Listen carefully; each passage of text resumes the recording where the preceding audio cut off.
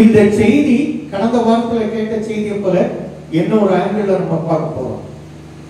அதே போல சிவப்பு கிடாரியை பற்றி நான் முன்னால ஒரு நாள் தடவை இன்னொரு தடவை ஆண்டவருடைய வருகைக்கு முன் அடையாளங்கள் என்ன என்று மீண்டும் ஒரு முறை சீக்கிரத்தில் அதை எடுப்பேன். அதை எடுக்கும்போது உங்களுக்கு தெளிவாய் ஆண்டவருடைய வருகை எவ்வளவு சமீபமாக இருப்பது என்பதை பார்ப்பீர்கள். இந்த நாளுக்கான சிந்தனையாக வாசியுங்கள். ரூத் எழுதுற புஸ்தகம் 2ஆம் அதிகாரம் 2ஆவது வசனத்தை வாசிப்போம். ரூத் எழுதுற புஸ்தகம் 2ஆம் அதிகாரம் 2ஆவது வசனத்தை வாசிப்போம். மோவாபிய ஸ்திரீயான ரூத் என்பவள் நகோமியை பார்த்து, நான் வயல்வெளிக்கு போய் யாருடைய கண்களில் எனக்கு தயை கிடைக்குமோ அவர்கள் பிறகு கதிர்களை பொறுக்கிக் கொண்டு வருகிறேன் என்றாள். அதற்கு இவள், என் மகளே போ என்றாள். இதுல பாத்தீங்கன்னா 3 கதாபாத்திரம் வரும். இந்த ரூத்ல 3 விதமான கதாபாத்திரங்கள் வருவார்கள். ஒன்று ரூத். ரூத் ஊழியக்காரருக்கு ஒப்புமை. நல்லா புரிஞ்சுக்கிடுங்க. இதை நீங்க எப்படி எடுத்துக்கொள்ள வேண்டும் என்றால், ஊழியக்காரர் ரூத்தாக நகோமியாக, நகோமி ஒரு ஊழியக்காரராகவும் ரூத் விசுவாசியாகவும். ரூத் யாரு? விசுவாசி. போவாஸ் யாருன்னா கிறிஸ்துவுக்கு முன் அடையாளமாகும், கிறிஸ்துவுக்கு ஒப்புமை. அப்ப அந்த இடத்துல போவாஸ் எப்பொழுதெல்லாம் வருகிறாரோ அப்பெல்லாம் கிறிஸ்துவாக நினைத்து அந்த செய்தியை இங்க உள்ளடக்கணும். செய்தி எப்படி இருக்கணும்? கிறிஸ்துவாக நினைத்து உங்க உள்ள வைத்துக் கொள்ளணும். நகோமி, நான் மீண்டும் சொல்றேன், ஊழியக்காரனா என்று வச்சிடுங்க. இப்ப அந்த நகோமி செய்வதெல்லாம் ஊழியக்காரர் விசுவாசி செய்கிறது. ரூத் ஒரு விசுவாசி. இதே போல இன்னொரு வசனத்தை கூட வாசிப்போம். இந்த ரெண்டுக்கும் உள்ள வித்தியாசம் அதுதானான்னு கேட்டா அதுதான், அதுல மாற்றம் இல்லை. இந்த வசனத்தின்படி கர்த்தர் நம்மை ஆசீர்வதித்து வழி நடத்துகிற கர்த்தராய் இருக்கிறார், மாற்றம் இல்லை. எஸ்தருக்கு எழுதின புஸ்தகம் 2ஆம் அதிகாரம் 15ஆவது வசனம் வாசிங்க. எஸ்தருக்கு எழுதின புஸ்தகம் 2ஆம் அதிகாரம் 15ஆவது வசனம்.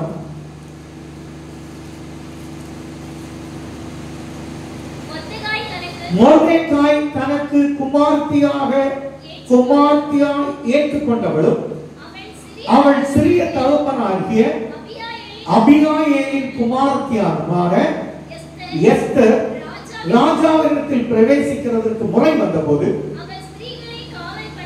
அவள் ஸ்திரீகளை காவல் பண்ணுகிற ராஜாவின் பிரதானியாகிய யோகாய் நியமித்த காரியமே அல்லாமல் வேறொன்றும் கேட்கவில்லை. எஸ்தருக்கு தன்னை காண்கிற எல்லார் கண்களிலும் தயை கிடைத்தது. அதுல என்ன சொன்னார் நகோமி?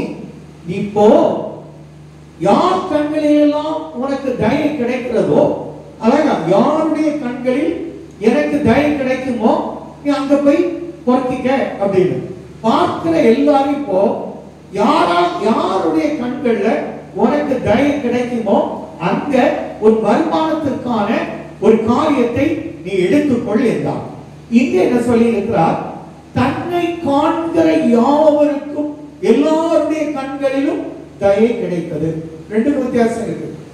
இந்த இடத்துல இருந்து இந்த தெருவுக்குள்ள போகும்போது நீங்க தெருவில் எத்தனை பேர் பார்த்தாலும் அத்தனை பேர் கண்களிலும் எஸ்தருக்கு தயை கிடைத்ததானால், நீங்க இந்த வாரத்துல வருகிற நாட்கள்ல வருகிற மாதத்துல நீங்க என்ன காரியமாய் நீங்கள் செய்தாலும் அந்த காரியத்துல ஜெயத்தை கொடுக்க கர்த்தர் உங்களுக்கு தயை கட்டளையிடுவார்.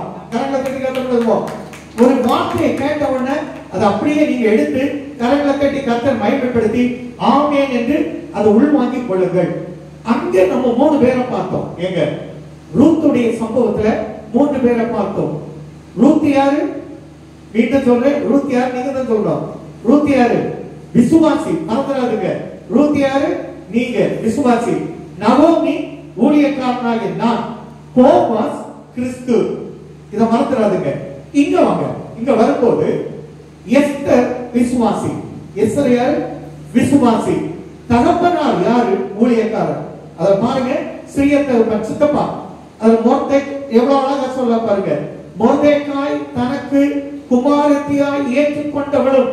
ஒரு ஊழியக்காரர் விசுவாசியை தான் பெற்ற பிள்ளையாக ஏற்றுக்கொண்டு ஒரு பிள்ளைக்கு என்னென்ன செய்ய வேண்டுமோ அத்தனையும் தேவ சமூகத்தில் கேட்டு வாங்கி கொடுப்பதுதான் ஊழியக்காரனுடைய கடமை. அதுதான் மொர்தெகாய் செய்தார். அல்லேலூயா, அல்லேலூயா. அப்போ இதுல பாருங்க, ராஜா ராஜா யாரு? நம்முடைய கிறிஸ்து. ராஜா யாரு? கிறிஸ்து. அப்போ இந்த கோணங்கள்ல ரெண்டும் வெவ்வேறு கோணமா இருந்தாலும் காரியம் ஒன்றே. என்ன காரியம்? அங்க நீ போகிற இடத்துல யார் கண்கள்ல உனக்கு தயவு கிடைக்குமோ அங்க போய் வருமானத்துக்கான தேடிக்கொள். இங்க என்ன சொல்ற? நீ போகிற இடத்துல எல்லாருடைய கண்களையும் உனக்கு தயவு கிடைக்கும். ஆமென். நான் உங்களுக்கு அப்படிதான் சொல்றேன், இந்த வருகிற நாட்கள்ல யார் கண்கள்ல தயவு கிடைக்குமோ அந்த இடத்துல உங்களை நிலைத்திருக்கப்படுகிற கர்த்தர். ஆமென். ஏனோன்னு எல்லாருடைய கண்களையும் தயவு கிடைக்கும். அப்போ எல்லாரும் உங்களுக்கு கட்டுப்பட்டு இருக்க போறாங்க. ஆமென். எல்லாருடைய கண்களையும் எஸ்தருக்கு அங்கு தயவு கிடைத்தது. அதுக்கு பிறகு பாத்தீங்கன்னா எஸ்தர் நிமித்தமாக எல்லாருக்கும் தயவு கிடைத்தது. ஆமென். இதுதான் உண்மை. இந்த காரியங்களை அப்படி மனசுல வைத்துக் கொள்ளுங்கள். அப்புறமா ஒரு பெரிய ரகசியத்துக்கு நேராய் நம்ம கடந்து போலாம். இப்ப பாருங்க, ரூத் 1:1 வாசிங்க. ரூத் எழுதின புத்தகம் 1வது அதிகாரம் 1வது வசனம் வாசிங்க. நியாயாதிபதிகள் நியாயம் விசாரித்து வரும் நாட்களில் தேசத்திலே பஞ்சம் உண்டாயிற்று. அப்பொழுது யூதாவில் உள்ள பெத்லெகேம் ஊரானாகிய ஒரு மனுஷன் தன் மனைவியோடு தன் 2 குமாரோடு கூட மோவாப் தேசத்தில் போய் சஞ்சரித்தான். அல்லேலூயா. எனக்கு அந்த செய்திக்கு ஒரு 20 நிமிஷம் ரூத்த வச்சிருக்கணும், ஒரு 20 நிமிஷம் எஸ்தர் எடுத்துக்கலாம் கம்பேர் பண்ணி வைத்திருக்கிறேன். கர்த்தர் எப்படி கொண்டு போறார் தெரியாது. ஒண்ணு முடிந்தனா என்ன ஒண்ணு அடுத்து அதுக்கு கண்டினியூ ஆகும். ஆனா ரெண்டுமே செய்தி வேற, கோணம் ஒன்று. செய்தி உங்களுக்கானது. 2 கோணங்கள் வரும்போது எந்த சூழ்நிலையில நீங்க இருக்கிறீர்களோ அதை உங்களுக்கு அந்த சூழ்நிலைக்கு ஏற்றவாறு நீங்கள் அதை எடுத்துக்கொள்ளுங்கள் என்று ஆண்டவருடைய நாமத்தில் கட்டளை கொடுக்கிறேன். அல்லேலூயா. சரி, தயை என்றால் இல்லாததை இருக்கிறவர் இருக்கிற வண்ணமாக இல்லாதவனுக்கு கொடுப்பது தயை. அது சொல்லலாமா? சொல்ல முடியுமா? ஸ்டேட்டஸ் வந்துட்டா மாற்றம் இல்லை. கரெக்டா தட்டி கத்துறோம். நான் சொன்னது ஒரு second. that's a grasping power. கர்த்தர் உன்னை ஆசீர்வதிப்பார். மீண்டும் ஒரு முறை சொல்றேன், தயைனா என்ன? இல்லாததை இருக்கிறவர் இருக்கிற வண்ணமாகவே இல்லாதவனுக்கு கொடுப்பது, இருக்க வைப்பது தயை. ஆமென். அல்லேலூயா. இது என்ன அப்படின்னு பாருங்க. நம்ம வீட்டுல யாருக்கெல்லாம் கார் இல்லை? சும்மா கார் இல்லை, ஒண்ணு இல்லை. இங்க பார்த்தா ஒருத்தர் ஒரு ஜெப குறிப்பில் எனக்கு சொந்த வாகனம் வைத்து நான் அதுல என்னுடைய வருமானத்தை பெருக்கிக் கொள்ள ஜெபித்துக் கொள்ளுங்கன்னு எழுதியிருக்கிறார். அப்ப அவருக்கு ஒரு வருமானத்துக்கு ஒரு வாகனம் இல்ல, இதெல்லாம் இல்ல. சொந்த வீடு இல்லாதவங்க, ஒரு அல்லேலூயா, சொந்த வீடு இல்லாதவங்களுக்கு கர்த்தர் சீக்கிரத்துல வீட கட்டளை இட போகிறார். விசுவாசிக்கிறவங்க எங்க சேர்ந்து அல்லேலூயா ஆர்ப்பரிப்போம். சரி, கொஞ்சம் சத்தமா சொல்லியிருந்தா ரீனாக்கு சீக்கிரத்துல ஆஃபர் ஆயிருக்கும். கொஞ்சம் சத்தமா சொல்லியிருந்தா, அதனால இப்போ நமக்கு உனக்கு முதல்ல ஒத்தி வீடு சீக்கிரத்துல வரும். கர்த்தர் உன்னை வாய்க்க பண்ணுவாங்க. அப்படி ப்ரமோஷன் ஆகட்டும். முதல்ல ஒத்தி வீடு, அதுக்கடுத்தால சொந்த வீடு. அப்படி உனக்கும் கர்த்தர் அருள் செய்வார் என்று வாழ்த்துகிறேன். நான் சொல்றது உண்மை. நீங்க பிரயாசப்பட்டா கர்த்தர் இந்த வார்த்தையின்படி உங்களுக்கு தயை செய்ய வல்லவராக இருக்கிறார். அதுதான் தயை. இந்த தயை யார் கண்கள் எல்லாம் தயை கிடைக்குமோ அங்க போ. எல்லாருடைய கண்களில் தயை கிடைக்கப்பட்ட கர்த்தர். ஆனால் ரூத்துக்கு ஒரு பெரிய மனிதனுடைய கண்களில் தயை கிடைக்க பண்ணினார். சரி, இப்ப பாருங்க, இந்த ரூத் பஞ்சம் வந்த போது ரூத் இல்ல, பெத்லெகேம் ஊரானாகிய ஒரு மனுஷன். அந்த மனுஷனுக்கு பேரை பாருங்க, 2வது வசனத்தை வாசிங்க. அந்த மனுஷன் எலிமெலேக். எலிமெலேக்னா என்ன தெரியுமா? என்னுடைய தேவன் என் ராஜா. என்னுடைய தேவன் என் ராஜா. அதாவது எலிமெலேக் அந்த அர்த்தம் என்ன? தேவன் தான் எனக்கு ராஜா, எனக்கு எல்லாமே அவர்தான். இந்த மனுஷனுக்கு பஞ்சம் ஒன்று வந்ததாம். பஞ்சம் ஒன்று வந்ததாம். நான் சொல்றேன், தேவனை ராஜாவாக நீ தீர்மானித்து விட்டால், உனக்கு பஞ்சம் ஒன்று வந்தால் அதை கடந்து செல்ல கர்த்தர் கிருபை கொடுப்பார். நிச்சயமா சொல்றேன், பஞ்சம் ஒன்றை நீ சந்திப்பாயானால் அதையும் தாண்டி செல்ல உனக்கு கிருபை கொடுப்பார். அருமையான சங்கீத பகுதியில அருமையான தம்பி ஸ்டாலின் அழகா சொன்னாங்க, யாக்கோபு ஒரு அவிசுவாசம். முதல்ல ஆஃபர் பண்றார் கர்த்தர், முதல்ல ஆஃபர் பண்றார். ஆதியாகமம் 28ல அழகா அந்த ஆஃபரை சொன்னார் பாருங்க. 28:20 நினைக்கிறேன், நான் உன் கூட இருந்து நீ போகிற இடமெல்லாம் உன்னை காத்து உன் தேசத்துக்கு உங்க அப்பா வீட்டுக்கு நான் உன்னை அழகு. அப்பொழுது யாக்கோபு, தேவன் என்னோடு இருந்து இது யாக்கோபுடைய என்ன சொல்றதுப்பா நம்பிக்கை இல்லை. என்ன ஒண்ணு, சிலரை நீங்க எவ்வளவு தூக்கி மேல வச்சாலும் கடைசியில அது குப்பைக்குள்ளதான் இருக்குமா. அதே போல இதுக்கு 2-3 வருஷத்துக்கு அந்த வருஷத்து பாருங்க, 16 15 17 இருப்பாங்க.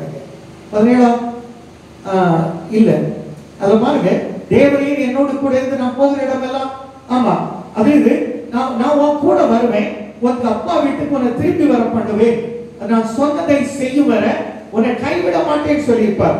அதே 28வது அதிகாரத்துல வாசிங்க 15வது வசனம் பாருங்க. இது ஆண்டவருடைய வார்த்தை. அவர் தயை காட்டுறாரு பாருங்க யாக்கோபுக்கு. எவ்வளவு பெரிய தயை. நான் உன் கூட இருந்து நீ போகிற இடத்துலலாம் உன்னை காத்து இந்த தேசத்துக்கு உன்னை திரும்பி வர பண்ணுவேன். அப்ப நீ சீமானாய் கார் பங்களாவோடி வந்து சேருவாய் என்று ஆண்டவருடைய நாமத்துல இந்த வேத வசனத்தின் மூலமாக நல்லிதாவை வாழ்த்துகிறேன். ஆமென். பாரி போறவங்க அதுக்கு தானே போறீங்க. நீங்க அடுத்த தடவை வரச்சல ஒத்தி வீட்டுல என்ன இல்ல, சொந்த வீட்டுல வாங்கணும் இருக்கும்படி கர்த்தர் உங்களுக்கு கிருபை கொடுப்பார். நான் சொல்றது உண்மைங்க. இது யாக்கோபு கொடுத்த ஆஃபருங்க. அவன் தனி மனிதனாய் போறான். எங்க போறேன்னு தெரியாது, எந்த ஊருக்கு போறேன்னு தெரியாது, யார் வந்து கூட்டிட்டு போவான்னு தெரியாது. கர்த்தர் சொன்ன வார்த்தை பிக் ஆஃபர், பெரிய ஆஃபர், பெரிய ஜாக்பாட். ஏய் யாக்கோபு, நான் உன் கூட வர வேண்டாம், நீ போற இடமெல்லாம் உன்னை காத்து போடுவேன். எதுக்கு பயப்படணும்? நான் இந்த நம்ம இப்ப கொஞ்ச நேரத்துக்கு முன்னாடி சொன்னோம், இந்த டிசம்பருக்குள்ள நம்முடைய சபை சொந்த 4 பிள்ளைகள் அவங்க வெளிநாட்டுக்கு போறாங்க வேலைக்காக. அவங்களுக்கு சேர்த்து தான் சொல்றேன், அவங்க காத்துக் கொள்கிற கர்த்தர். அதுக்கு பிறகு இந்த சொந்த தேசத்துக்கு திரும்பி வர பண்ணுகிற கர்த்தர். சொல்றது மட்டுமல்ல, சொன்னதை செய்யும் அளவும் உன்னை கைவிடாமல் உன் கூட இருந்து உன்னை ஆசீர்வதித்து உன்னை காத்து வழிநடத்துவார். ஆமென். இந்த நேரத்துல இல்ல நம்ம பிள்ளைகள் பெற்றோர், நீங்க அவங்களுக்கு சொல்லி இருக்க இந்த வசனத்தை அப்படியே சொல்லுங்க. பாஸ்டர் அழகா உங்களுக்கு சொல்லி இருக்காங்க. நான் சொல்றேன், இது கேட்பாங்க. இன்னைக்கு யூடியூப்ல கேட்கிற எல்லாருக்குமே சொல்றேன், நீங்க படுகிற பிரயாசத்துக்கு கர்த்தர் தயை கட்டளையிட்டு இருக்கிறார். நீங்க படுகிற பிரயாசத்துல உங்க கூட காத்துக் கொள்ளுவார். நீங்க எடுக்கிற தீர்மானங்களை வாய்க்க பண்ணி சொன்னதை செய்யும் வர உங்களை கைவிடாமல் இருந்து உங்களை கூட டிராவல் பண்ணி உங்களை பெரியவராய் மாற்றாமல் அவர் விடவே மாட்டார். கட்டப்படுவார். இப்ப பாருங்க, இந்த தேசத்துல பஞ்சம். நான் சொன்னது போல இந்த பெத்லேகம் என்பது அப்பத்தின் வீடு. அப்பத்தின் வீட்டில் பஞ்சமா? எனக்கு அது ஒரு பெரிய கேள்வி. பெத்லேகம் என்றால் அப்பத்தின் வீடு, உணவுக்கு பஞ்சமில்லாத வாழ்வு. இங்கே நான் மேற்கோள் காட்டுவேன். இந்த தேசத்துல நீங்க பாத்தீங்கன்னா இது எப்படி அப்பத்தின் வீட்டுல பஞ்சம் வரும்? இது ஒரு பெரிய கேள்வி. அடுத்து பாருங்க, இந்த 4 பேரை பார்த்துவோம். எலிமெலேக்கு அவன் மனைவிக்கு பேரு 2வது வசனம் ரூத் 1:2 வாசிங்க. ரூத் 1:2. அந்த மனுஷனுடைய பேர் எலிமெலேக். எலிமெலேக் என்றால் என் தேவன், என் ராஜா. அவன் மனைவி நகோமி. நகோமிக்கு கசப்பு. அவன் சொல்லுவா, என்னை மதுரம் என்று சொல்ல வேண்டாம், என்னை கசப்பா நினைங்க, மாறாவாய் சொல்லுங்க. மாறா என்றால் கசப்பு. ஏன் அவள் வாழ்க்கையில் அவள் சந்தித்த அத்தனை கசப்புகள். அல்லேலூயா. அடுத்தது ஒருவன் பேர் மக்களும் அவன் மூத்தவன். அவன் மக்லோன் சொன்னால் வியாதிப்பட்டவன். மக்லோன் என்னது? நோயாளி. அநேக பாருங்க பல வேளை நோயாளியாட்டே இருப்பாங்க. அவங்களாகவே அவங்களுக்குள்ள ஒரு டிப்ரெஷனை வச்சுக்கிட்டு கர்த்தர் என்ன கொண்டு தரல, கர்த்தர் என்ன கொண்டு தரல, தந்தாலும் நீ தரலன்னு சொல்ல போற, தராட்டாலும் ஒரு நிறைவே இருக்காது, ஒரு திருப்தி வேணும். இது யாரு? மக்லோன். அடுத்தது பாருங்க கிலியோன். கிலியோன் என்றால் சிறுமையானவர், பலவீனமானவர். அடுத்தது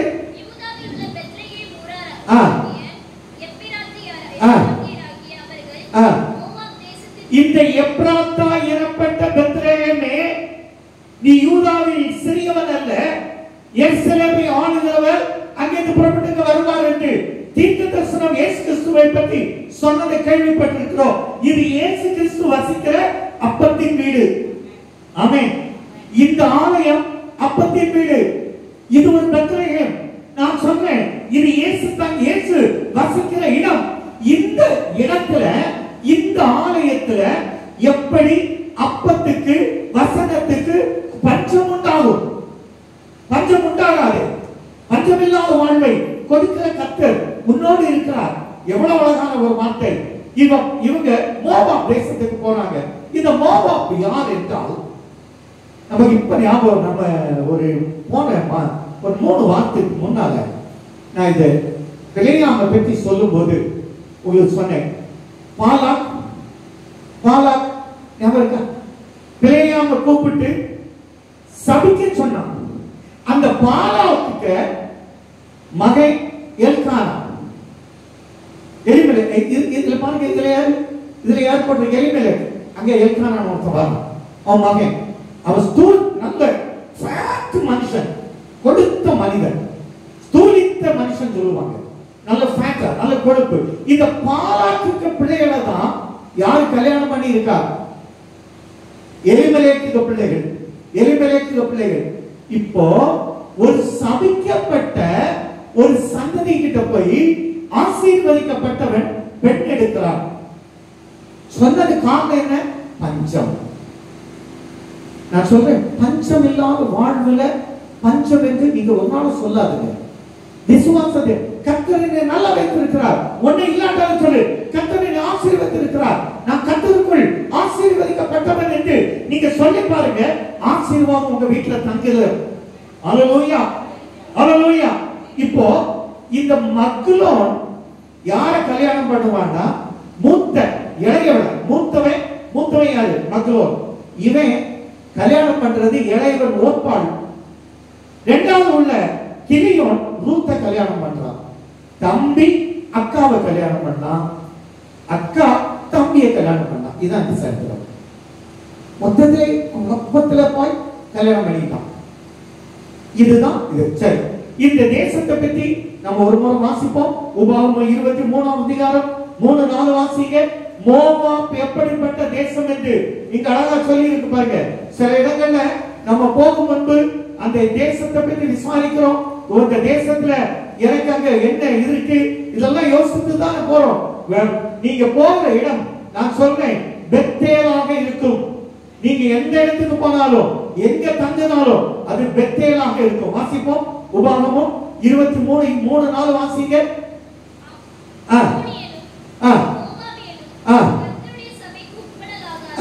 மோவாபியர் யாருடைய சத்திய இதுக்கு உட்படலாகாது. யாருடைய? பாருங்க, அம்மோனியரும் மோவாபியரும் கர்த்தருடைய சபைக்கு உட்படலாகாது.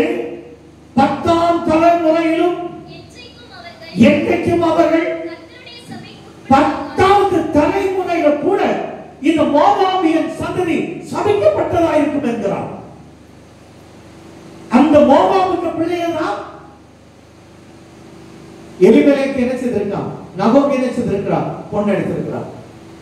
கொஞ்சம் நல்ல ஒரு சின்ன சோதனை, ஒரு சின்ன வேதனை வந்த உடனே நீங்க இந்த நகோமியை பாதி மோவாபுக்கு செழிப்பா இருக்குன்னு அங்க போனீங்கன்னா அங்க உள்ள பாடுகள் தான். அக்கறைக்கு இக்கரை பச்சை நினைப்போம், அங்க போனா சரி இதை விட அது நல்லா இருக்குமே. நான் சொல்றேன், இந்த இடத்துல உங்களுக்கு இன்னைக்கு கிடைக்கிற வார்த்தை நீங்க காண்கிற எல்லாருடைய கண்களை தயவு கிடைக்கப்பட்டிருக்கிறாங்க. அல்லேலூயா. இது சபிக்கப்பட்ட இடம். சரி, இனி நம்முடைய சத்தியத்துக்கு நேராக நம்ம கடந்து வருவோம்.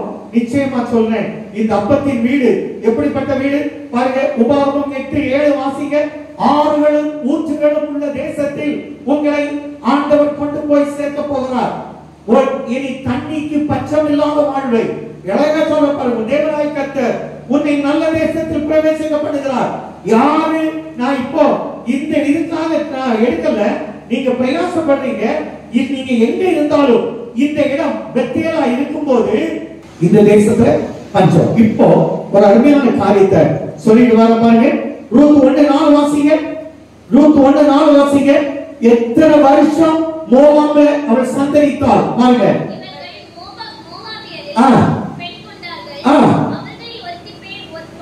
மற்றொரு பேர் ரூத்.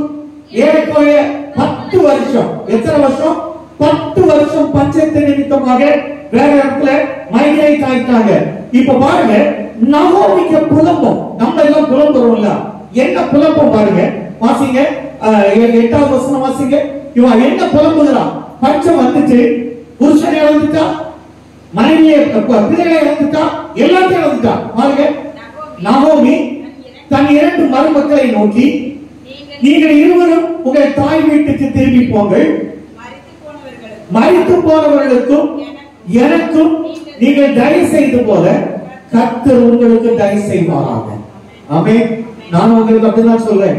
நகோமி சொல்ற ஊழியக்காரனாய் நான் சொல்றேன், இதுவரையிலும் நம்மளை விட்டு போனவங்களும் எனக்கு வேண்டப்பட்டவங்க, நம்மளோடு சேர்ந்தவங்களும் நமக்கு அதான் சொல்ற, மரித்து போனவர்கள் நம்மை விட்டு போனவங்க, நம்ம வேண்டான்னு போறவங்க, அவங்களுக்கு கர்த்தர் தயவு செய்வார். ஆமென். நமக்கு வேணுமோ நமக்கு வேண்டாமோ, நமக்கு வேணும், அவங்களுக்கு நம்ம வேண்டாம். ஆனா நம் நிமித்தமாக கர்த்தர் அவர்களுக்கும் தயவு செய்வாராக. அவன் கர்த்தர் கர்த்தர் அப்படி வாழ்த்துவோம். நமக்கு வேணுமோ வேண்டாமோ, நமக்கு வேணுமோ வேண்டாமோ, அவங்களே வாழ்த்துவோம். நீங்க வாழ்த்தி பாருங்க, எவ்வளவு அழகா செய்யலாம். அடுத்த வசனத்தை வாசிங்க. இந்த புலம்பம் பாருங்க. கர்த்தர் உங்கள் இருவருக்கும் வாய்க்கும் புருஷனுடைய வீட்டுல நீங்கள் சுகமாய் வாழ்ந்திருக்க செய்வாராக என்று சொல்லி அவளை முத்தமிட்டாள். அவர்கள் சத்தமிட்டு அழுது அவளை பார்த்து, இது நல்லா புரிஞ்சுடுங்க, சென்டிமெண்டான ஒரு வார்த்தை. நீங்க அடுத்த வசனத்துல ரொம்ப அழகா சொல்லுவா, எனக்கு இன்னொரு கல்யாணம் பண்ண முடியாதுமா, இன்னொரு பிள்ளை எனக்கு வரணும் முடியாது, அதுவரை உங்களை காத்து வைக்க முடியாது. கிட்டத்தட்ட 20 வயசு அடுத்தது, எனக்கு அதுக்குள்ள பாக்கியம் இல்லை, அதனால நீங்க உங்க வீட்டுக்கு போங்க. அதே மோவாப் தேசத்துல இருந்த அந்த பாலாக்குடைய செல்வந்தனுடைய மகா முத்தமிட்டு கடந்து போனாள். ஒருத்தி ரூத் அவளை விடவே இல்லை. நான் சொன்னேன், உங்க சபைக்கு நீங்க தூணா இருக்கிறது. நகோமிக்கு எப்படி ஊழியக்காரனுக்கு ரூத் அவளை விடாமல் பற்றி கொண்டாளோ, அதே போல உங்க சபை போதகரை நீங்க விடாம பற்றி கொள்ளும் போது அவர் உங்களுக்கு என்ன வழிகாட்டுவார் தெரியுமா? 3வது அதிகாரம் 1வது வசனம் வாசிங்க. ஏன்னா டைம் இல்ல, இத கொஞ்சம் குயிக்கா போய்வோம். 3வது அதிகாரம் 1வது வசனம் பாருங்க. எல்லா ஊழியர்களும் நான் சொன்னேன், நகோமி தன் மருமகளை பார்த்து சொல்லுகிற வார்த்தை எவ்வளவு அழகா, என் மகளே நான் சொல்றேன், எனக்கு யாரும் மருமகா இல்ல, எனக்கு எல்லாரும் என் பிள்ளைகள். தகப்பனார் ஸ்தானத்துல ஊழியராக என்னை வைத்திருக்கிற கர்த்தர் என்னை வைத்து உங்களை பார்த்து சொல்லுகிற வார்த்தை, நீ சுகமாய் வாழ்ந்திருக்கும்படி நான் உனக்கு சௌக்கியத்தை தேடாதிருப்பேனோ என்று நகோமி கேட்டாள். நான் உங்களை பார்த்து அப்படிதான் கேட்கிறேன். ஆமென். கர்த்தர் எங்க மூலமாக உங்களுக்கு சௌக்கியத்தை உண்டாக்குற கர்த்தர். அதுவரை என் முழங்கால நின்றுட்டே இருக்கும். கர்த்தர் இந்த உலகத்திலிருந்து எடுக்கும் வர என்னை சார்ந்திருக்கிற என் அன்பான பிள்ளையே, என் ஜீவன் இந்த உலகத்திலிருந்து கர்த்தருடைய சமூகம் போகும் வர உன் சௌக்கியத்தை நான் தேடிக்கொண்டிருப்பேன், உன் சுகத்தை நான் தேடிக்கொண்டிருப்பேன், நீ பலமா இருப்பதை நான் தேடிக்கொண்டிருப்பேன். நீ இந்த உலகத்துல வாழ்ந்து சுகித்திருப்பதை ஊழியக்காரன் பார்த்தது போல நகோமி பார்க்கிறாள். ஆமென். அல்லேலூயா. கரங்களை தட்டுங்க. உங்களுக்கு சௌக்கியத்தை தருகிற கர்த்தர் உங்களுக்கு சுகத்தை தரு. எதெல்லாம் சௌக்கியம் வேணும்? பஞ்சம் வர்றது எது? பணம் தேவை. நான் சொல்றேன், இன்று உங்களுடைய பஞ்சத்தை கர்த்தர் நீக்குகிறார். அல்லேலூயா. 11வது வசனத்தை வாசிங்க. ஆண்டவர் இயேசு சொன்னார், மோவாப் என்ன சொல்றார் பாருங்க. 11வது வசனம் பாருங்க. இப்போது மகளே நீ பயப்படாதே, எனக்கு உனக்கு வேண்டியபடி எல்லாம் செய்வேன். நீ குணசாலி, நீ உண்மையாய் தேவனுக்கும் சபைக்கும் தூணாய் இருப்பதால் நீ குணசாலி என்பதை இந்த ஊரால் அறியும்படி உன் பெயரை பெருமைப்படுத்துவேன். நீ வாழ்த்திருப்பாய், நீ சுகித்திருப்பாய் என்று ஆண்டவருடைய நாமத்தில் போவாஸ் சொன்னது போல இன்று உங்களுக்கு சொல்கிறேன். கரெக்டாக கேட்கப்படுத்துங்க. ஆமென். ரொம்ப அற்புதமான பேர், ரொம்ப பிடித்தவர், எனக்கு ரொம்ப பிடித்தவர். இவ்வளவு அழகான போவாசுடைய வார்த்தை. இப்ப முதல் பாருங்க, எடுத்த உடனே நீ பயப்படாத, நீ பயப்படாத, உனக்கு வேண்டியபடியெல்லாம் நான் உன்னை செய்கிறேன். நீ குணசாலி என்பதை நான் இந்த ஊரை பார்க்க பயப்பேன் சொல்லிக்கிட்டு இந்த 3வது அதிகாரத்துல 3வது வசனம் வாசிங்க. இப்ப பாருங்க, ஊழியக்காரன் கைட் பண்ற பாருங்க, நவோமி தன் மகளை கைட் பண்ற பாருங்க. நீ குளித்து ஞானஸ்நானம் எடுத்து எண்ணெய் பூசி அபிஷேகத்தை பெற்றுக்கொண்டு உன் ரட்சிப்பின் வஸ்திரத்தை உடுத்துக்கொண்டு எதற்காக கிறிஸ்து இருக்கிற அந்த பாதத்துல நீ போய் படுத்துக்கொள். கரெக்டா? ஆமென். நல்லா புரிஞ்சுக்கங்க. இந்த விளக்கத்தை நீங்க தெளிவா எடுத்துக்கணும். குளித்து ஞானஸ்நானம் எடுத்து எண்ணெய் பூசி அபிஷேகத்தை பெற்று அந்த அபிஷேகத்துல ரட்சிப்பின் வஸ்திரத்தை நீ உடுத்துக்கொண்டு தேவனுடைய பாதத்துல நீ உட்கார்ந்து புசித்து அப்பத்தையும் திராட்சரசத்தையும் உட்கொண்டு தீரமட்டும். அதே இடத்துல இருக்கு. ஓகே, அடுத்த வசனத்தை வாசிப்போம். அவன் படுத்துக் கொண்ட போது நல்லா புரிஞ்சுடுங்க, ரூத்து படுத்திருக்கும் போது அவள் படுத்திருக்கிற இடத்தை பார்த்து இது போய் மோவாப் இயேசு எங்க இருக்கிறார் என்று பார்த்து அந்த இடத்துல போய் அந்த ரட்சிப்பின் போர்வைக்குள்ள போய் படுத்துக்கிட்டான். ரட்சிப்பின் போர்வைக்குள்ள போய் படுத்துக்கிட்டான். இங்க பாருங்க என்ன சொல்ற பாருங்க, நீ செய்ய வேண்டியது என்னதென்று ஊழியக்காரனா நான் சொல்றேன். நீங்க ஞானஸ்நானம் எடுத்தீங்க, அபிஷேகம் பெற்றீங்க, ரட்சிப்பின் வஸ்திரத்தை உடுத்திட்டீங்க, அங்கி அதான் இதுல பாத்தீங்கன்னா போன வசனத்துல அப்பம் புசித்தீங்க, திராட்சை ரசத்தை சாப்பிட்டீங்க. இப்போ நீங்க உங்க வீட்டுல போய் மீண்டும் கர்த்தருடைய பாதத்துல படுத்துக் கொள்ளுங்கள் என்று நான் உங்களை சொல்கிறேன். நீங்க கர்த்தருடைய பாதத்துல படுத்தா என்ன நடக்கும் தெரியுமா? வாசிங்க, 9வது வசனம் வாசிங்க. நீ யாருன்னு கேட்டா நம் மனவாட்டி சபையை சார்ந்தவா சொல்லணும். நீ யாருமா? நீ யாருமா? நம் மனவாட்டி சபை பசு மகே அவங்களுக்கு என்ன வழிநடத்துற தகப்பனா அப்படி சும்மா சொல்லுங்க. சொல்லி பாருங்க என்ன நடக்கும் தெரியுமா? நீங்க இங்க பாருங்க, ரொம்ப வித்தியாசமான ஒரு வசனம். அடுத்த வசனத்துல பாருங்க, அவள் படுத்துக் கொண்டாள். 13வது வசனம் பாருங்க, 15 அவன் அவளை நோக்கி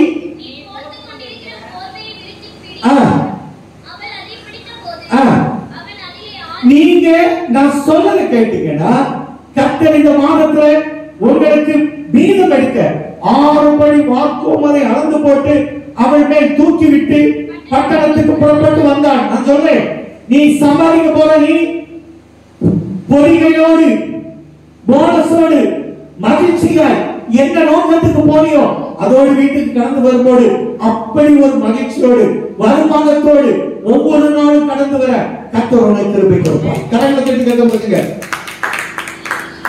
செய்ய வேண்டியது ஒண்ணுதான், காலையிலும் சாயங்காலமும் தேவ சமூகத்தை கொஞ்சம் படுத்துங்க.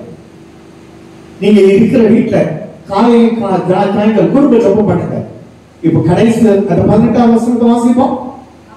அப்பொழுது என் மகளே இந்த காரியம் என்னமாய் முடியும் என்று நீ அறியும் மட்டும் பொறுத்து அந்த மனுஷன் இன்றைக்கு இந்த காரியத்தை முடிக்கும் போது இளைப்பாற மாட்டான். இந்த மனுஷன் யாரு? கிறிஸ்து. போவாஸ் ஒரு காரியத்தை முடிக்காம அவர் இளைப்பாற மாட்டான். எந்த காரியம்? எவ்வளவோ காரியம் இருக்கு. சொல்ல பாருங்க, நான் எனக்கு சொல்றேன், என் பிள்ளைகளுக்கு நாங்க மேரேஜ் பார்த்துட்டு இருக்கோம். இதே போல சபையில 4 பேர் இருக்கிறாங்க, 4 பிள்ளைகளோட மேரேஜஸ். நான் சொல்ல போல வெளிநாட்டு பிரயாசங்கள், சிலர் கடல்ல இருக்கிறீங்க, அந்த கடலை நீங்க, சிலர் அநேக வியாதியில் இருக்கிறீங்க, நிறைய மாத்திரை மருந்து சாப்பிட்டு பலத்துக்காக போராடி கொண்டிருக்கிறீர்கள். உங்களை பார்த்து கர்த்தர் சொல்லுது, கர்த்தருடைய நாமத்துல சொல்றேன், என் ஆண்டவர் இயேசு போவாசாக நினைத்து சொல்றேன், ஆண்டவர் இயேசு உங்கள் காரியத்தை முடிக்கும் முன்பாக அவர் இறப்பாக மாட்டார். நிச்சயமா சொல்றேன், பகலிலே வெயிலாகிலும் இரவிலே நிலவாகிலும் உன்னை சேதப்படுத்துவதில்லை, அவர் உறங்குவதும் இல்லை தூங்குவதும் இல்லை. அப்ப எப்படி உன் காரியத்தை முடிக்காம அவர் எப்படி இழைப்பார்? அல்லேலூயா. உங்களுக்கு தயை கிடைக்கப்படாம அவர் போக மாட்டார். அல்லேலூயா.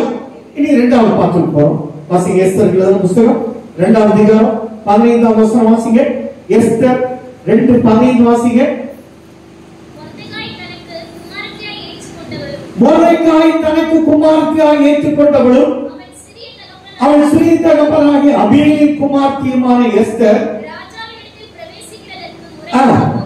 ராஜாவினிடத்தில் பிரவேசிக்க முறை வந்தபோது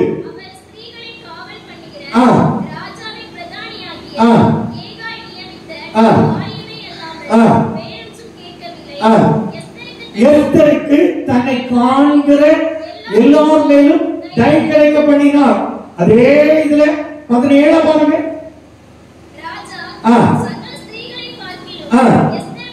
எஸ்தர் மேல் அன்பு வைத்தான், சமூகத்தில் அதிக தயையும் பட்சமும் கிடைத்தது. ஆகையால் அவர் ராஜ கிரீடத்தை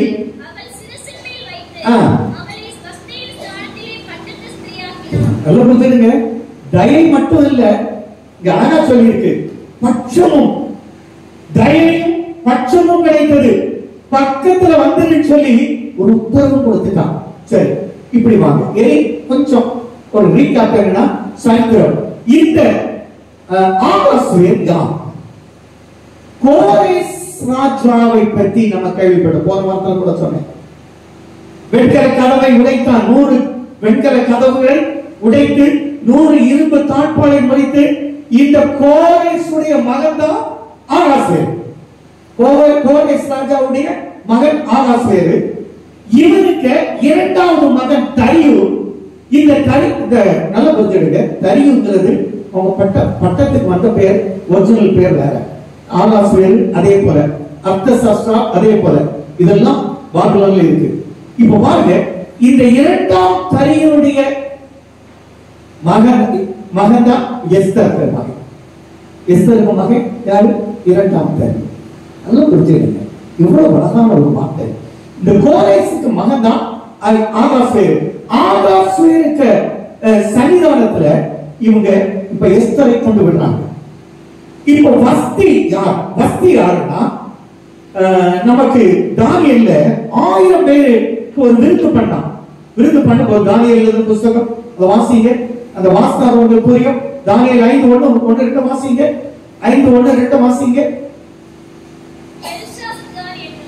பெல்சாத்சார் என்ற ராஜா தன் பிரபுக்களில் 1000 பேருக்கு ஒரு பெரிய விருந்து செய்து அந்த 1000 பேருக்கு முன்பாக திராட்சரசம் குடித்தான்.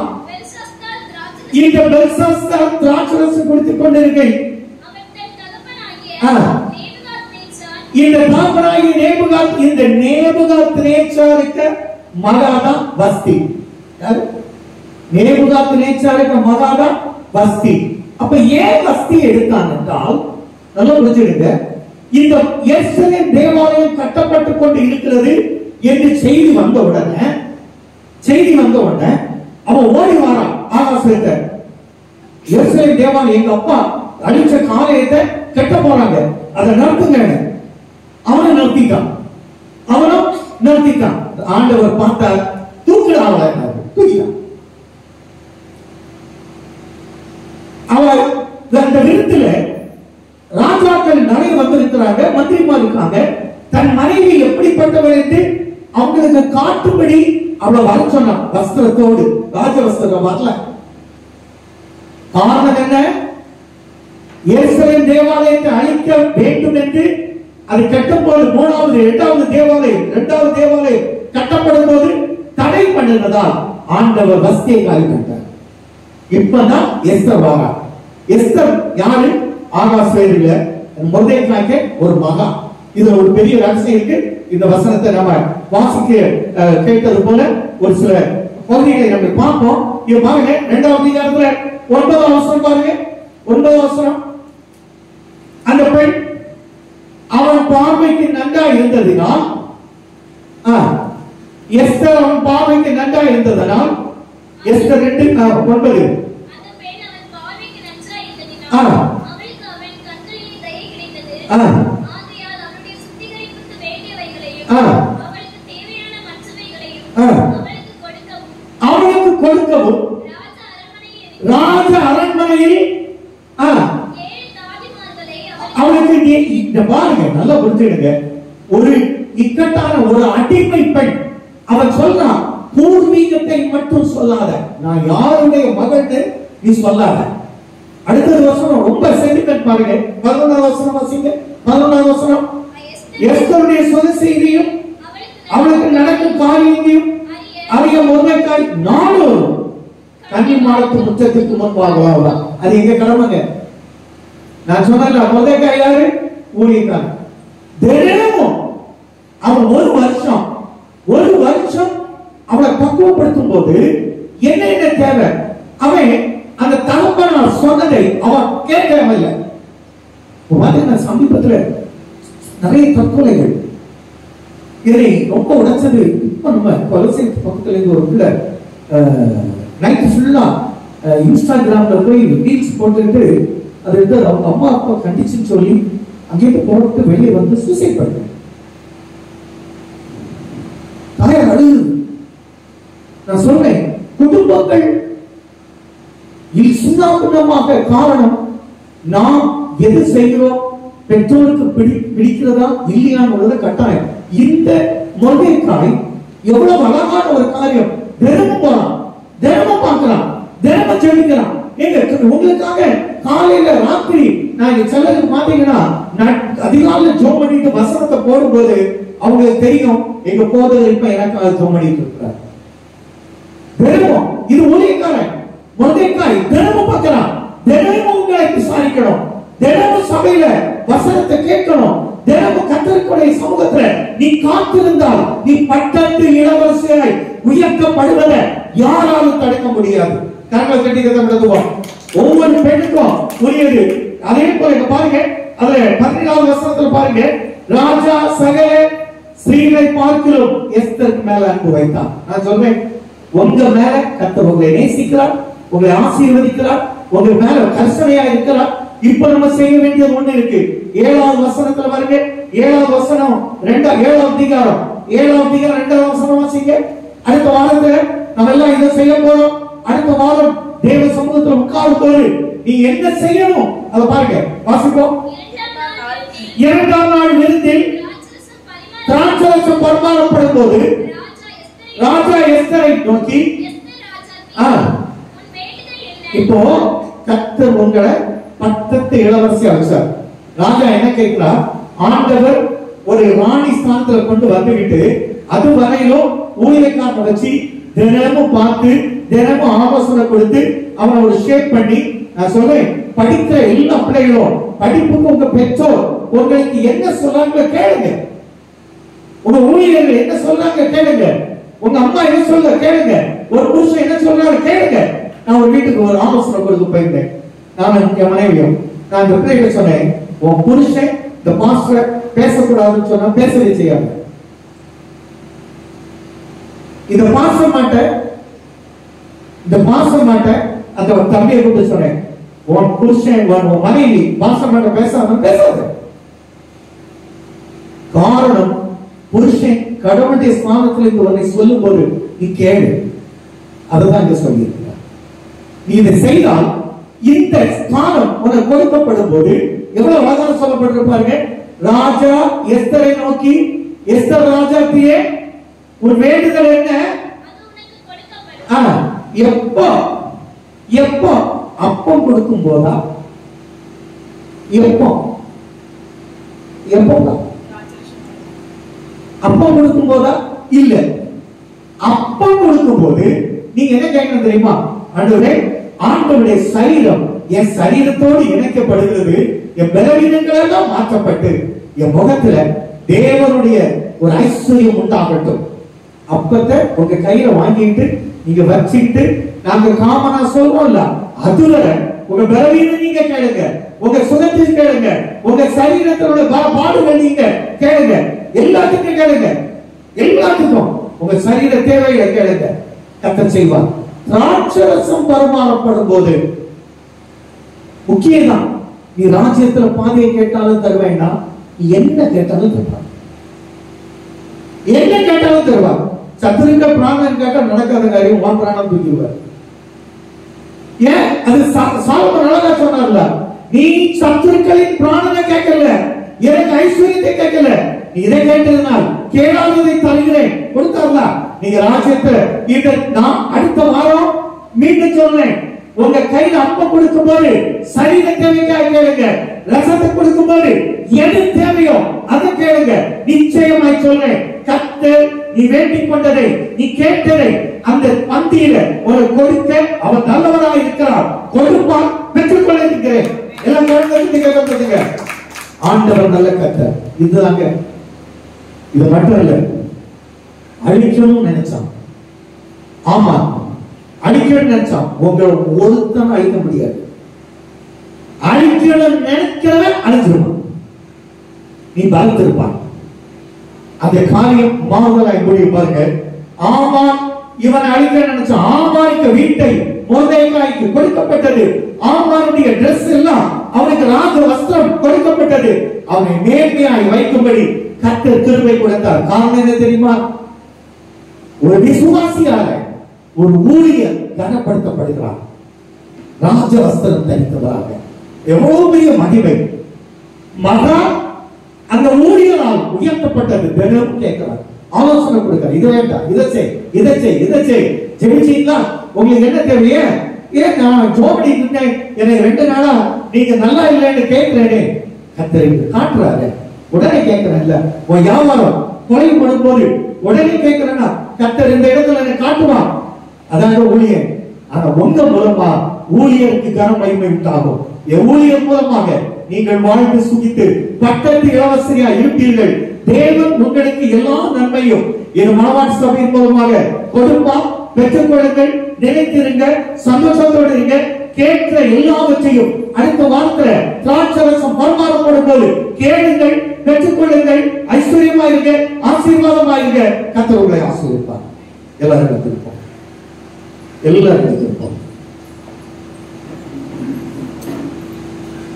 அப்படியே நினைத்து பாருங்க. அப்பத்தின் வீட்டில் இருக்கிறோம்.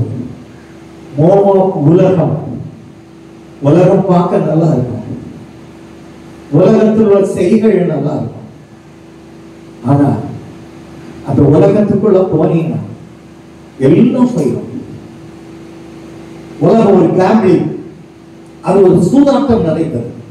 அந்த உலகத்துக்குள்ள நீ நிலைத்திருக்க கர்த்தர் தன்னுடைய ஊழியக்காரர்களை கொண்டு சொன்ன ஆலோசனைகள் உனக்கு கேட்கப்படும் போது இந்த பெத்லகேம் உனக்கு அப்பத்தின் வீடா இருக்கும். ஒன்றை இழக்க மாட்டாய்.